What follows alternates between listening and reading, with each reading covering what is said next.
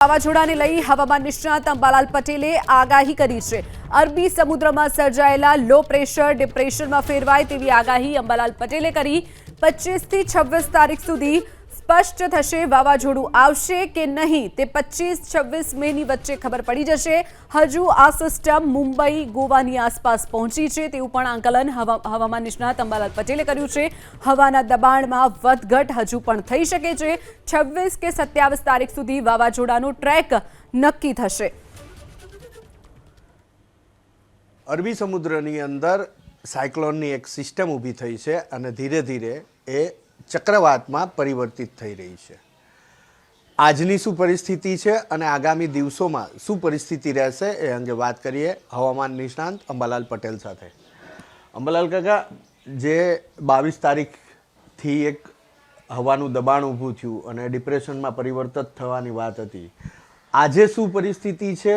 આજે ગુજરાતની અંદર એ સાયક્લોનિક પરિસ્થિતિની શું અસર દેખાશે?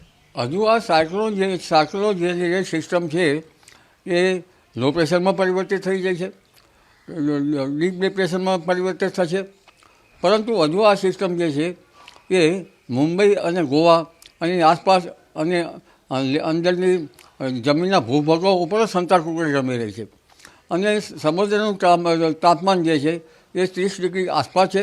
એ પોષક છે, પણ એન્ટી સાયક્લોન બની રહ્યા છે અને ક્યારેક લો પ્રેશર 1000 મિલીબારથી ઓછું, ક્યારેક 1000 મિલીબાર, ક્યારેક 998 એ પ્રેશરમાં પણ વધઘટ થઈ રહી છે। એટલે આમ છતાં લો પ્રેશર તો બની જ ગયા છે, પણ સાયક્લોનની જે સ્થિતિ જે છે એ લગભગ દક્ષિણ ભારતના ભાગોમાંથી કદાચ ઉદ્ભવી શકે અને લગભગ કર્ણાટકના ભાગોથી નીચેના રત્નાગીરીના ભાગોમાં આ સિસ્ટમ બની શકે। હાલ તો પૃથક છે, સમુદ્રનું ટેમ્પરેચર સાનુકૂળ છે, એટલે લગભગ આ 27, 28 કે 26 તારીખ પછી આપણને એનો ટ્રેકે ખ્યાલ આવે અને આ જે વાવાઝોડાની સંતાકુકડી જે છે એ કંઈક બહાર નીકળતી જોવા મળે, કારણ કે આ સિસ્ટમ બહાર આવે છે ત્યાં લગભગ હવાના દબાણમાં વધઘટ થાય છે અને કેટલાક સર્ક્યુલેશનો એના પાછળ ધકેલે છે, પરંતુ આમ છતાં સમુદ્રનું ટેમ્પરેચર પોષક છે। નીચેનો જે રત્નાગીરીથી આસપાસ કર્ણાટકથી લક્ષદ્વીપના ઉપરના ભાગમાં આ સિસ્ટમ સક્રિય બની શકવાની શક્યતા રહે છે અને ક્યારેક ડીપ ડિપ્રેશન બની શકે, ક્વચિત વાવાઝોડાની ગતિ સુધી જઈ શકે। હાલમાં 65 થી 70 કિલોમીટરના ઝડપના પવનો ફૂંકાઈ શકે અને ધીરે ધીરે સમુદ્રમાં 100 કિલોમીટરની આસપાસના પવનો ફૂંકાઈ શકવાની શક્યતા રહે છે, જેના લીધે મુંબઈ મહારાષ્ટ્રના ભાગમાં ભારેથી અતિભારે વરસાદ થવાની શક્યતા રહે છે। વલસાડ વગેરે દક્ષિણ ગુજરાતના ભાગમાં ભારેથી અતિભારે વરસાદ થવાની શક્યતા રહે છે। સૌરાષ્ટ્રના ભિન્ન ભાગમાં વરસાદ થવાની શક્યતા રહે છે। પશ્ચિમ સૌરાષ્ટ્ર, જૂનાગઢ, ભાવનગર, અમરેલી અને વડોદરાના ભાગમાં વરસાદ થવાની શક્યતા રહે છે। પવનની ગતિ વધુ હશે અને વરસાદ ગાજવી સાથે થવાની શક્યતા રહે છે। એટલે આ સિસ્ટમ વાવાઝોડું બને અથવા તો ન બને, પરંતુ ભારે વરસાદ લઈને આવી રહ્યું છે। આમ છતાં દક્ષિણ ભાગમાં લગભગ 25, 26, 27, 28 તારીખમાં આપણને ખ્યાલ આવશે કે હવાના દબાણમાં પોષક કેમ છે। લગભગ તો સી ટેમ્પરેચર પોષક છે, એન્ટી સાયક્લોન જે છે એ શમી જાય તો ધીરે ધીરે વાવાઝોડાની પ્રક્રિયા બની પણ શકે। જી કાકા, આજનું વાતાવરણ કેવું રહેશે ગુજરાતનું? જો માત્ર આજની વાત કરીએ તો જે રીતના સમુદ્રની અંદર પરિસ્થિતિ છે એના કારણે સમુદ્રમાં હવાનો ભેજ અરબ સાગરમાંથી આવી રહ્યો છે, એટલે આજે વાદળવાળું ગુજરાતમાં થઈ શકે અને દક્ષિણ ગુજરાતના કેટલાક ભાગમાં આંધી વંટો સાથે વરસાદ થઈ શકે। ગુજરાતના અન્ય ભાગોમાં પણ વરસાદ થઈ શકવાની શક્યતા રહેશે।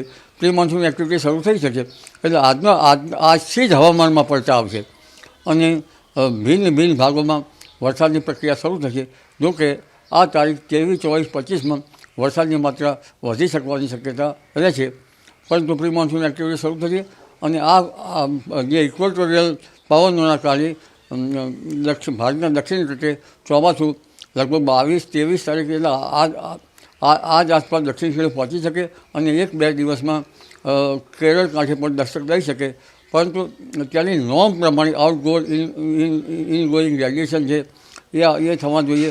એના નોર્મ પ્રમાણે ભિન્ન સ્ટેશનોમાં નિયત માત્રામાં વરસાદ થવો જોઈએ।